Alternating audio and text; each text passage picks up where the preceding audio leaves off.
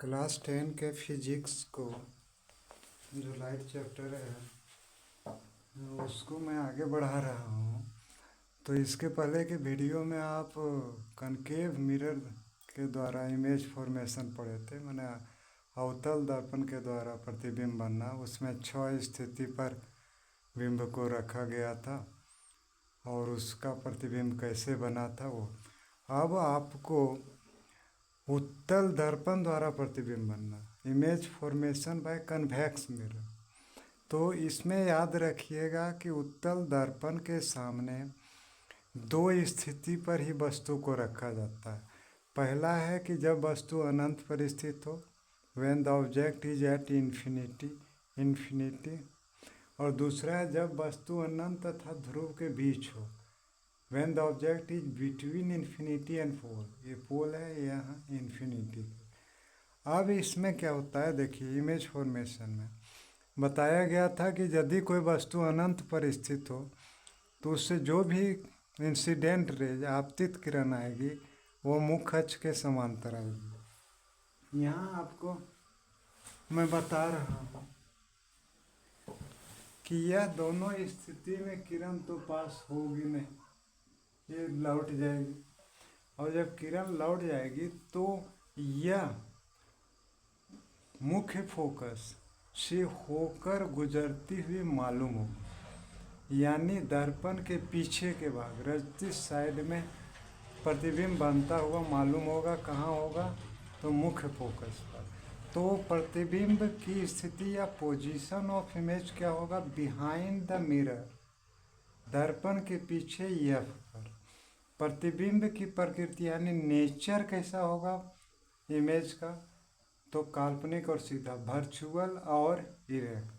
और तीसरा है प्रतिबिंब का आकार या साइज क्या होगा, तो चूंकि अनंत पर है वस्तु, बहुत दूर पर है, तो उसका प्रतिबिंब अत्यधिक छोटा होगा, हाईली डिमिनिश्ड होगा। अब दूसरे स्थिति पर विचार करते हैं।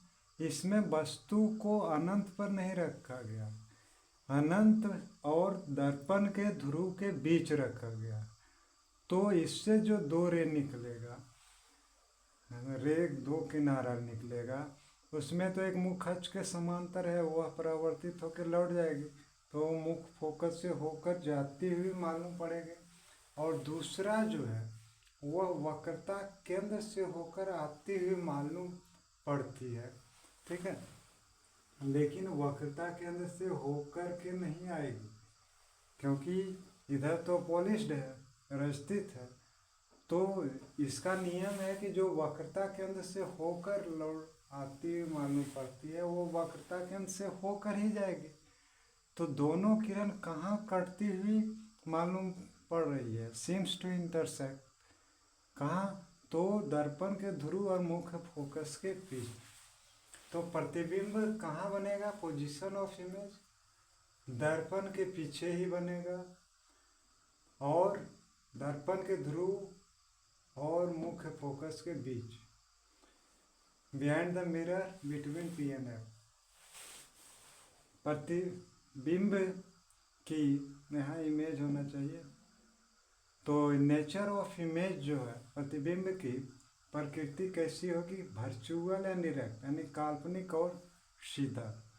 और साइज ऑफ द इमेज यानी प्रतिबिंब का आकार कैसा होगा, बिंब से छोटा, बिंब के आकार का, क्योंकि अब पहले कल के वीडियो में बता दिया है कि उत्तल दर्पण द्वारा जो भी प्रतिबिंब बनता है काल्पनिक, सीधा और वस्तु से छोटा।